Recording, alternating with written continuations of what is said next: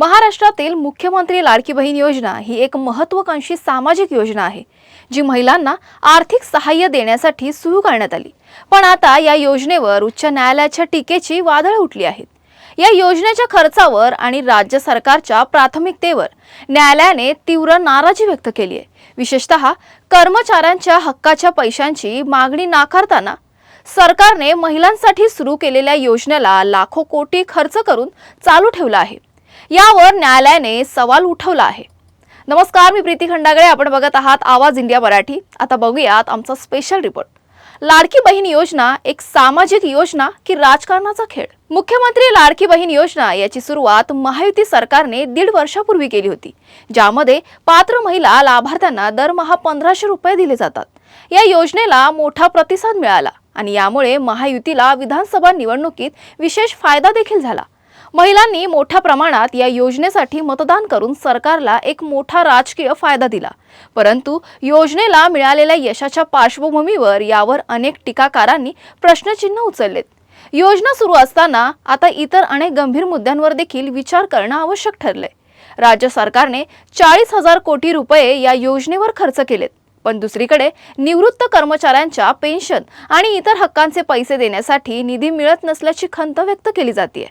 या संदर्भात उच्च न्यायालयाने सरकारला इशारा दिला की जर तुम्हाला कर्मचाऱ्यांच्या हक्कांचे पैसे देण्यासाठी पैसे नसतील तर लाडकी बहीण योजना बंद करा। महाराष्ट्र राज्यातील विविध विभागातील निवृत्त कर्मचाऱ्यांनी सरकारकडून त्यांच्या हक्काचे पैसे न मिळाल्याबद्दल उच्च न्यायालयात याचिका दाखल केली होती।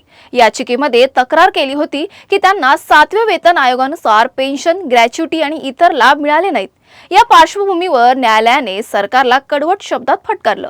न्यायमूर्ती रवींद्र घुगे आणि अभय मंत्री यांच्या खंडपीठाने सरकारच्या वतीने जाहीर केलं की जर तुमच्याकडे कर्मचाऱ्यांना पेन्शन देण्यासाठी पैसे नसतील तर लाडकी बहीण योजना बंद केली पाहिजे। याचिकेत पालिकेच्या वकिलांनी सांगितलं की कर्मचाऱ्यांच्या पेन्शनसाठी आवश्यक निधी प्राप्त होत नाही। यावर न्यायालयाने घणाघाती शब्दात पालिकेला झापलं। न्यायालयाने पालिकेला एक नवा उपाय सुचवलाय।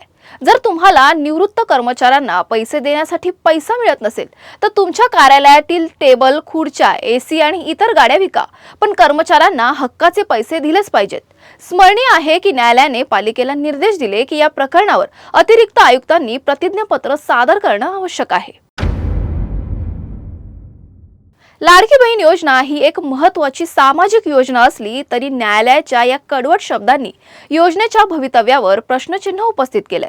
या योजनेला मिळालेल्या लोकप्रियतेमुळे सरकारने त्यावर मोठा खर्च केलाय, परंतु कर्मचाऱ्यांच्या हक्काच्या पैशांसाठी निधी उपलब्ध नसल्यामुळे योजनेची कार्यक्षमता आणि त्याचा आर्थिक बोजा आता चिंतेचा विषय बनलाय। एकीकडे महिलांसाठी या योजनेचा प्रभाव महत्त्वाचा आहे, तर दुसरीकडे सरकारच्या आर्थिक धोरणांवर देखील चांगलंच लक्ष ठेवलं जाते। न्यायालयाने सरकारला थेट सूचित केलं आहे की लाडकी बहीण योजनेसाठी खर्च केलेले 40,000 कोटी रुपयांचे बजेट आता या संदर्भात नवी समस्या निर्माण करतात।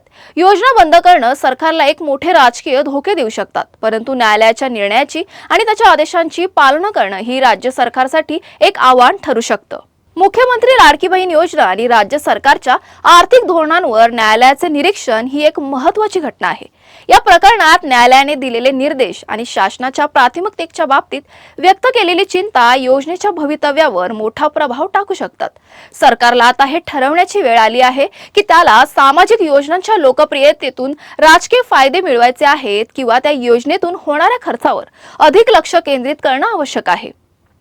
आजच्या स्पेशल रिपोर्टमध्ये वेळ झाली इथेच थांबण्याची। पुन्हा बघूयात नवीन एका विषयावर। तोपर्यंत बघत रहा आवाज इंडिया मराठी, शोध सत्याचा।